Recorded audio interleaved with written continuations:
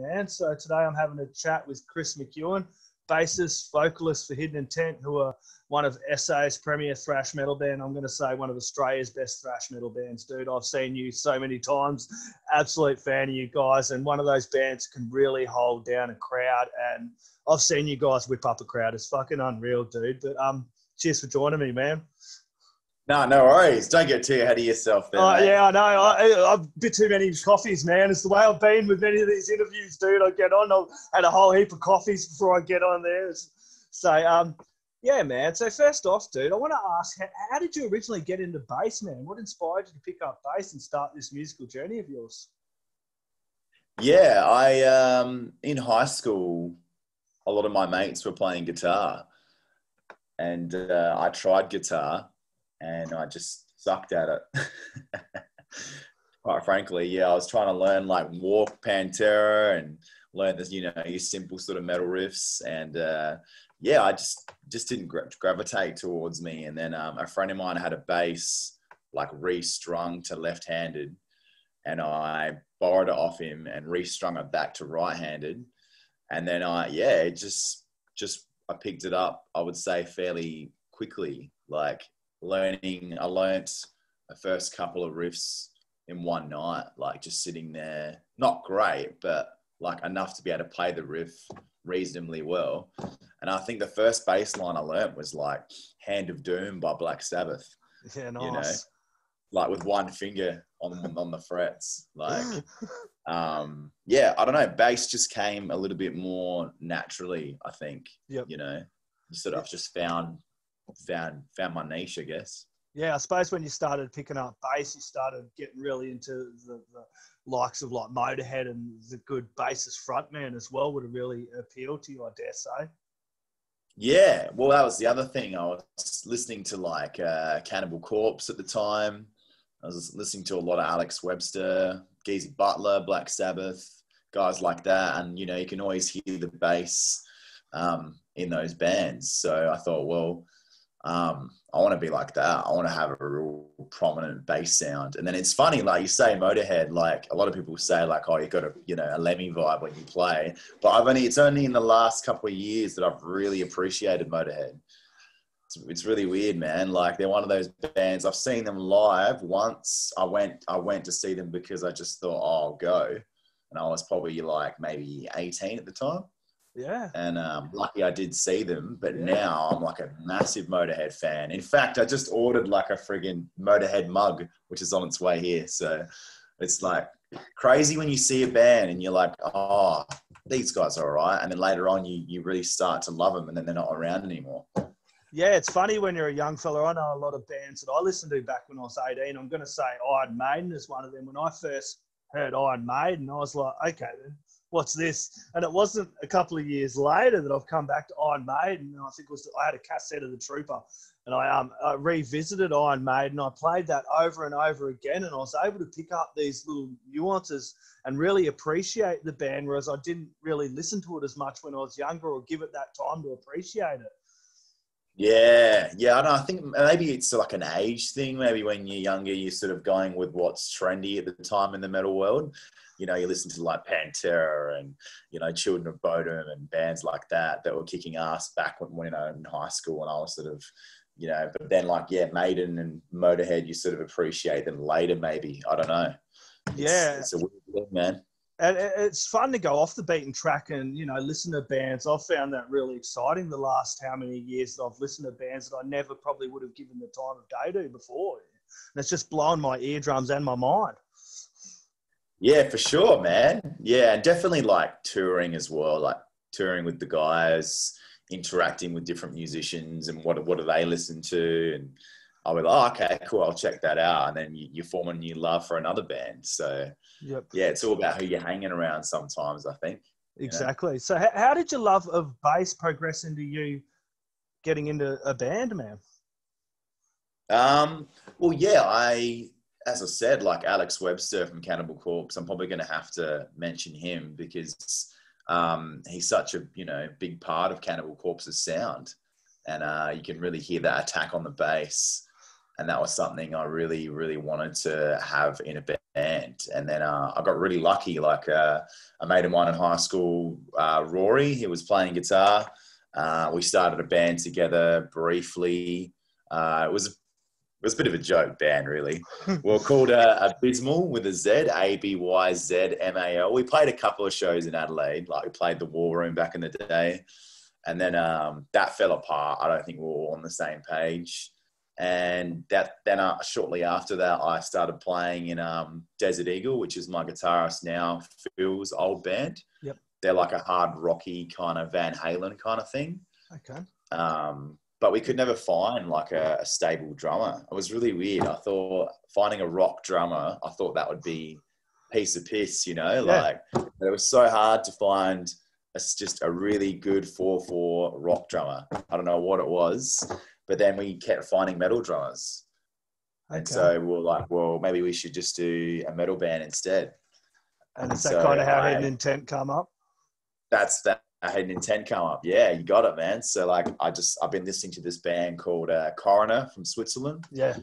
I don't know if you've heard those, but yeah, they're wicked, man. They're like probably the inspiration behind Hidden Intent. Awesome. And you ended up bringing over Coroner, didn't you? Yeah, no, I didn't, but a mate of mine did. Yep. Hardline Media. He brought him over. Oh, that's right. We didn't get to play with him because Hidden Intent, we weren't really that active then. Okay. But yeah, I got to see them once in Europe and once in Australia in Adelaide. And that's exactly what I wanted to do, like as far as a band. 3-piece, I sing and play bass, guitarist, drummer, because Phil's always played predominantly in one guitar bands. So that's how Hidden Intent came about. I just called Phil up one day and I was like, dude, I'm watching this Coroner live video on YouTube, like, check this out. And I said, dude, I think this is what we need to do. So he was like, yeah. So what was it like starting out in the scene? It's because you've really established yourself now. I've been around for the last 3 years and caught you guys. Fuck, I can't even count how many times I've caught you guys now. So many times, man. Yeah, but what was it like beginning Hidden Intent and, you know, developing the audience and the crowd? Because it can be hard in Australia getting the fans and the punters along the shows, even now. Like now, of course, because of COVID, but before COVID. Yeah, it's a long journey. It's just like the old one fan at a time, you know. When we first started out, we probably were a little bit more gimmicky. Like our first album, Walk Through Hell, was very much like, to me, I class that as our demo now because I think the band has progressed a lot more now, like musically, live, like in so many different elements. We've got a different drummer now. But when we first started out, I think people kind of knew we weren't taking it seriously. So that's kind of how we were treated. Yep. So it's all about perception. I'm going to say that, man. It's all about perception. If you perceive yourself as professional, then people will take you professionally. But if you perceive yourself as just not really giving a fuck and just kind of, you know, weekend warriors, rock up, here we go. Yeah, how are you? How you going? Then that's how you'll be perceived. So it's all about smoke and mirrors in a way, man. So and working hard. You've been working really hard behind the scenes as well. You do a lot. I know you do a lot as well with the local Adelaide scene as well. And when did it kind of switch over for you that you're going, okay, then we're going to get real professional about this and start really pushing, like you're saying? Well, we had a management for a while. Matt Young from King Parrot. Yeah, Youngie. Mate. Yeah, he managed us for probably like about a year, I reckon. I learned a lot from him. And then we had Bailey Graham from Octane Records. He managed us for a while. So I kind of like, took on board their style of management, the parts that I liked. And then that's when I sort of took it aboard myself. But then, I'd probably say being a promoter has been really handy for like developing my own band because, you know, we've created our own opportunities. We haven't sat around and been waiting for like Parkway Drive to call us up. We've been like, nah, we're going to create our own opportunities. And like, I book our own tours, like, all by myself. It's a lot of work. Like, it's not for the faint hearted and it's not easy. And some people would say that we get everything easy. I've heard that before and I've gone, dude, if you knew what I had to do, behind the scenes, I think you'd have a bloody heart attack, mate. Yeah, I've had this conversation plenty of times. People can easily sit back and be a critic and judge and type away on their keyboards, but they haven't gone through the miles that you've gone and the years and the blood, sweat and tears you've put into this. It's not just, okay, I get on stage, I play my music, sing my vocals and I'm out of here, dude. After that's done, you're still working before the show, all through the week, months leading up to it. People don't realise the amount of work that goes into this. And there's a whole industry behind the music scene that people don't realise it's been affected, by this current state of affairs. It's not just the band, as we're mentioning, that go on stage. You've also got the bar, you've got the sound engineers, the venue, everything else, the lighting crew, whatever, all these other things that compile in to make a show. And not only that, it's hard enough in the scene, but guys like you play your show, then you're behind the merch stand, interacting with the fans as well, selling some shirts, selling some CDs just to make even for all the work you put into it. Yeah, like that's what you're saying there is like pretty bang on, man. Like I've trained, I shouldn't say I've trained, I've encouraged my guys to, as soon as we finish play, like, guys, pack up your shit. I want you to go to the merch desk, because that's where we get to talk to people, for one, and hang out and build that connection. But also, two, we might sell some more stuff, because it's amazing, man. If you all hang around the merch desk, chat, have a beer, people see your merch more and go, oh, well, you guys are pretty cool. I'll buy a patch, or I'll buy a CD, or they might go, oh, that hoodie looks pretty cool. Like the amount of times we've sold more merch just by doing that is just, amazing, man. Because it's authentic. Yeah.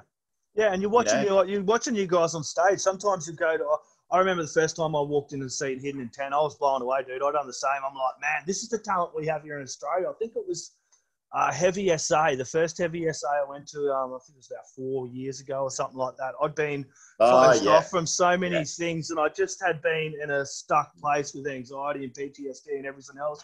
And I stood out of my shell and I went to this Heavy SA, and it blew my mind, the talent we had here just in South Australia, man. I was like, from this day on, I'm going to focus on doing as much as I can on promoting a scene that I'm extremely passionate about, man. I walked away after seeing you guys and grabbed a shirt, grabbed a CD, grabbed a stubby cooler, and I think I've seen you half a dozen, heaps of times since then, so many times, and I rave about it all the time. Those are the connections you get as well by playing, then walking back onto the merch stand. Things that these big bands aren't doing that we have here in Australia that guys like yourself are doing. Yeah, mate. Yeah, like I remember that show. That was when we just got back from Southeast Asia. I remember that one. Yeah, if it's the one I'm thinking, we played like halfway through the day.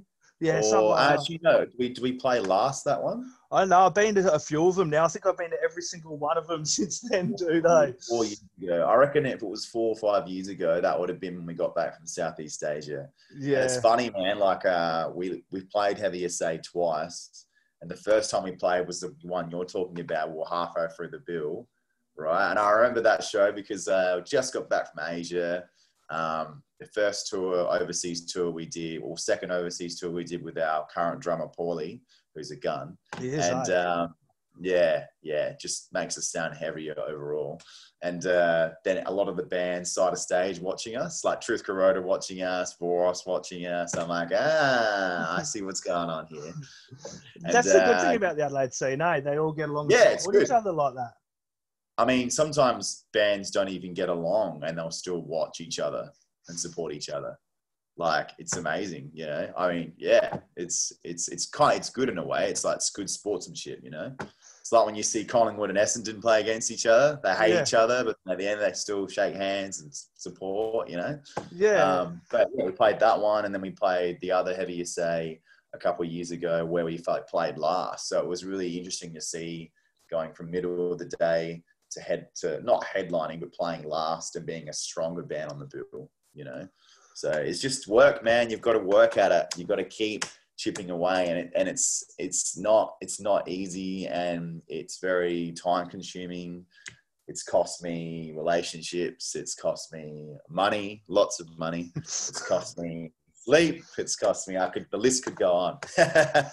Yeah, but just to build a really good legacy, and the things that the music is going to leave an impact on people as well, man. I know there's going to be young lads cranking this 10, 20 years down the track, man. Hit your tent, dude. That's for sure. I'll be giving my grandkids at least, you know what I mean? And you're getting some unreal nods from the community as well. This year, you've got a heavy award nomination in the SA Music Awards, which is pretty cool, along with Alt, Dirty Pagans, which are another great band. Alt are great. I'll interview them as well.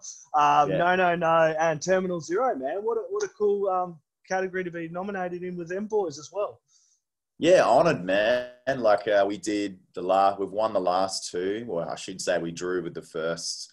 The first award we got for that was with Dirty Pagans, and then now last year we won it on our own. So it's great to be back in it again. You know, it's really cool. Like getting those votes, you can really see how much people want to support you. You know. Yeah. I was so conflicted this year. I was so conflicted, and because I'm like really heavily in the media, I'm like, I've been invited. I'm just going to kind of play it political and not vote this year, because every year I've voted, but because I'm so like, I know all you guys in the scene so well, and I'm like, I went to vote and I'm like, I can't do it. Which one am I going to click on? You know what I mean? Yeah, that's hard for you, man. You know everyone. Yeah, that's tricky. I mean, the first time I voted, I think I voted for Dirty Pagans, and then we drew, and I was like, if I just picked Hidden Intent, probably would have won that. But it was cool to draw with those guys anyway. And it's going to be a great night, because they're having it, I think, is it the Uni Gardens this year as well? So they're able to go ahead. Yeah, well, I received an invite for it, and I've RSVP'd, so I'll try and have to dig out a suit and go along. Wow. Awesome. Did you have to pay for your ticket, if you don't mind me asking? Or No. Wow, that's heaps good. Because they just quietly they send us the invite, but we still have to pay. Yeah. Oh, that's all right. They must need some media then. I must be doing something all right I must be doing something all right if I'm getting some invites to shows like that. Because I was the same. I get it. Flack as well. They can't let every nominee in of every band member for free. Like, that's just crazy. Yeah, either way, it's going to be a great night. And I think I've seen somewhere along the traps there that you guys are working on some new material as well. Yeah, just this weekend gone, we played 5 new songs. So I was so nervous about it, like the whole week, dreading it. I was just like, oh no, like we rehearsed twice for it, but I think sometimes it's just mind over matter. Yeah, I know the parts. I just wanted to be perfect, and yeah. It went down really well. I thought we played the songs pretty well, considering it was the first time we played them live. The songs are definitely heavier, a bit more mature is probably the word to use. We got away, maybe like last year, we got away down south in like a mate's studio. Yeah. And there's no cell phone coverage down there.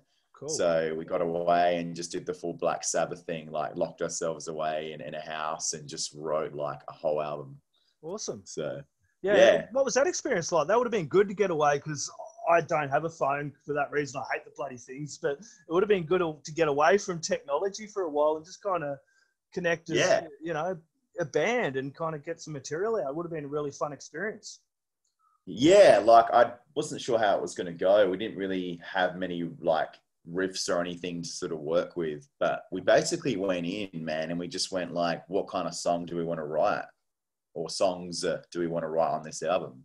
And so I brought in a few ideas. I'm like, I really like this song, and then we just grabbed the structure of it and then wrote the riffs accordingly for it.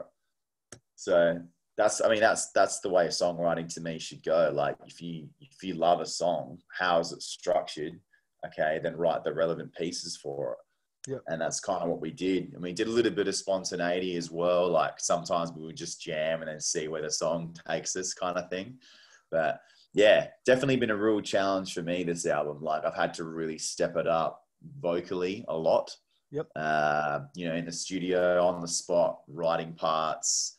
Yeah, it's been stressful, but like fun at the same time. Yeah. That's how some of the magic happens, like you can be in the studio and suddenly you'll just come out with this part. I remember there was one part in one new song where the producer, Jack Harley, legend, mate. He, there was like an accident. He accidentally shifted this vocal part to this chorus, and then we just left it there. Well, like, oh, that sounds really good. Yeah, Jack Hartley, you worked with him. He's done a few metal albums from down Adelaide way, that's for sure, I've noticed. Yeah, he has. Yeah, he's he's awesome, man. He sees the vision of what we need, and he's probably a little bit more, should I say? Oh, I don't know. He's a bit more. I guess he's a bit more patient and focused on the end result. Yep. And he's new as well, so he's hungry to get a really good result, to get his name out there. Yeah. But yeah. And you mentioned you played the Metal United Down Under. Was that the first show you've played since everything's kind of happened? Yeah, we were supposed to play at Line Arts a couple of months ago or something like that, and then the new restrictions came in and kind of like didn't give the venue enough time to adjust.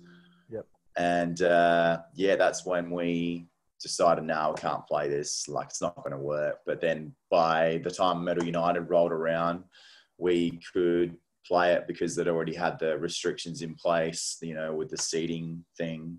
And it worked out really well, actually. It was better than I thought it was going to be. Man. Yeah. Like, I watched a little bit of footage of that. Because I was sitting there wondering, how's it going to go with the whole seating and everything? And it looked pretty cool, man. A couple of guys towards the end were getting a bit rowdy and drunk and jumping up on there. Seen security come up a couple of times and grab the cans. Like, but it looked like a fun night. It would have been good to be on stage for you guys and actually play some of this new material as well.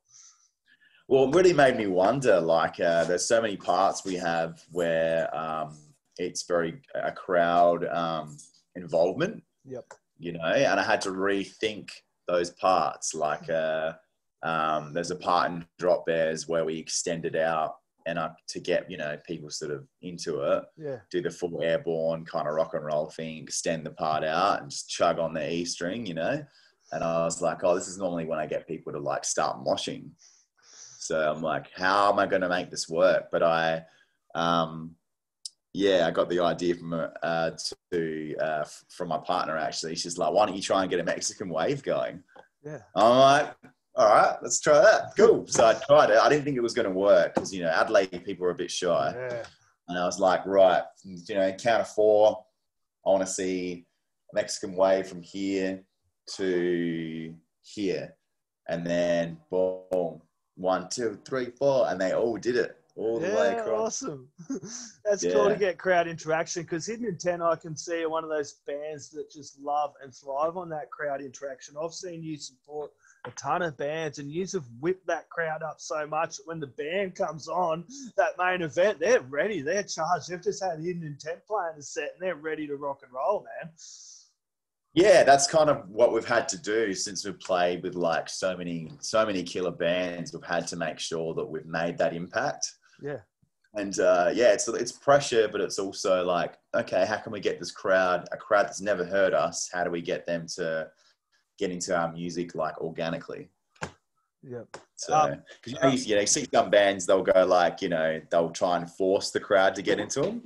Yeah. And it's you sort of got to find that medium of being like, okay, we're commanding something here, but we also organically want to get people into it, Yeah, like you said, the Adelaide crowds, you get half of them are standing in the back there, which I've done sometimes too, but you got to kind of get them into the crowd as well a bit, you know what I mean?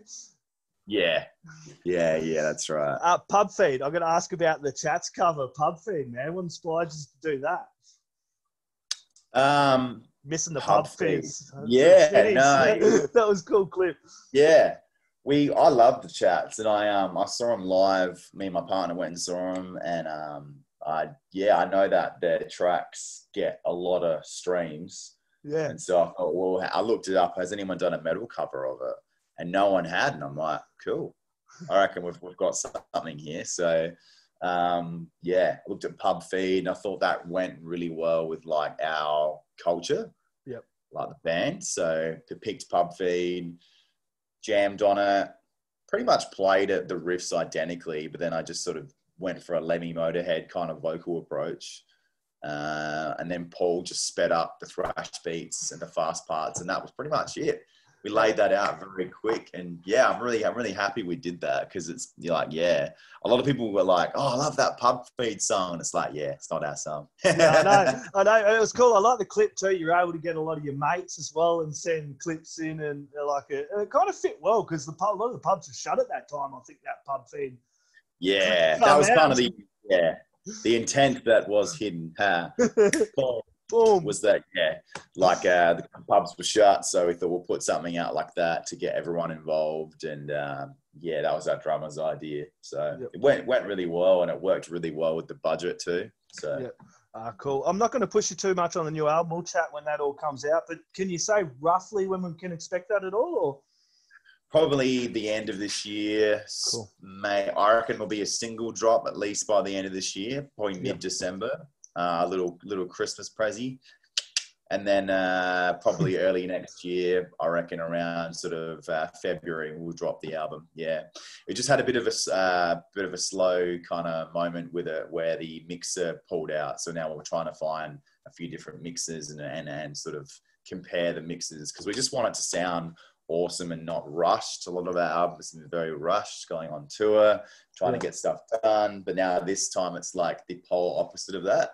COVID, it's like we've got nothing really planned until mid to late next year as far as touring, so we can sort of like sit back and really let this thing come to life. Yeah, take your time with it too. And talking about touring, I do want to mention I'm going to talk about the whole touring side of things. At the moment with COVID, I'm kind of happy where the international borders are going to close. Like bands like yourself, who I've talked about with tons of people. I've sent clips of you guys to US, stubby coolers and stuff like that.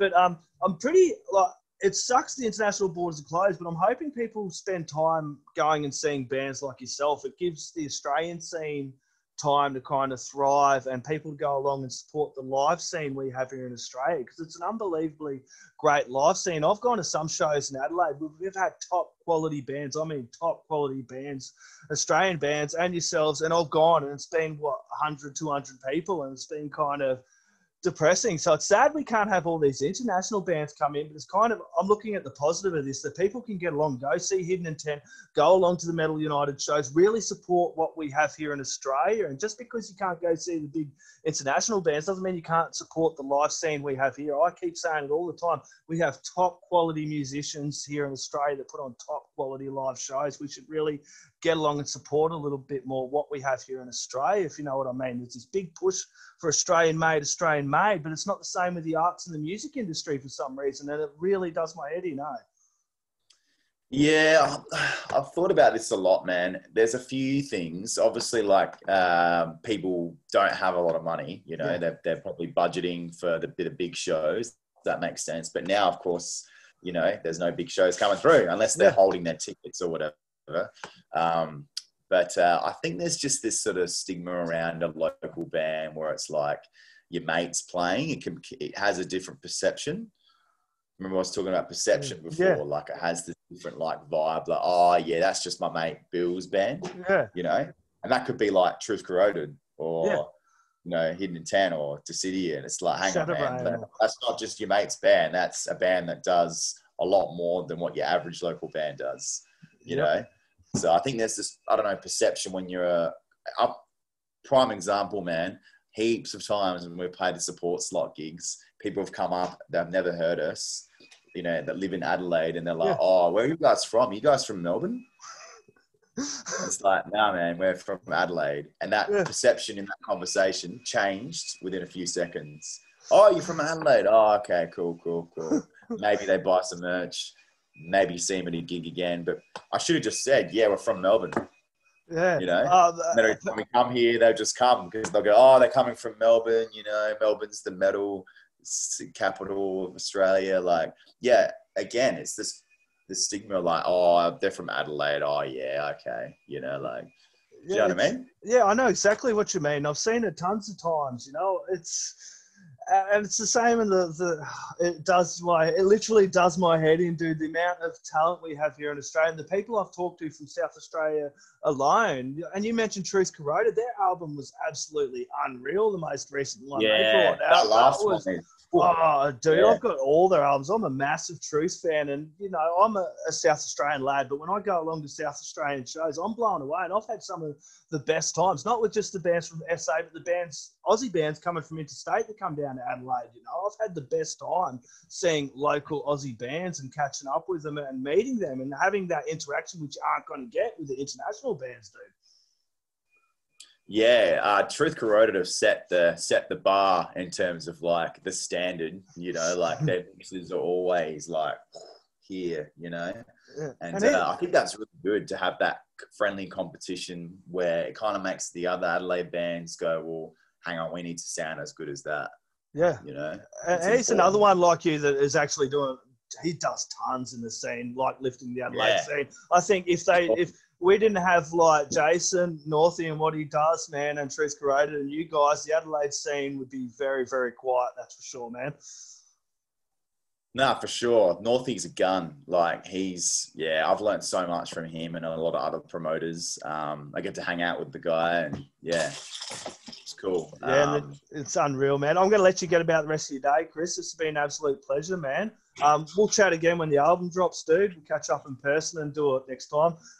Thank you very much. I'm going to sign out before we do. Last word, shout outs or thank yous you want to add in, mate? I just want to thank all the bands that are in the heavy category this year. May the best man win. Awesome. Cheers, man. Cheers, Chris. Thank you very much, mate. We'll catch you soon, mate. All right. Cheers. See you, man.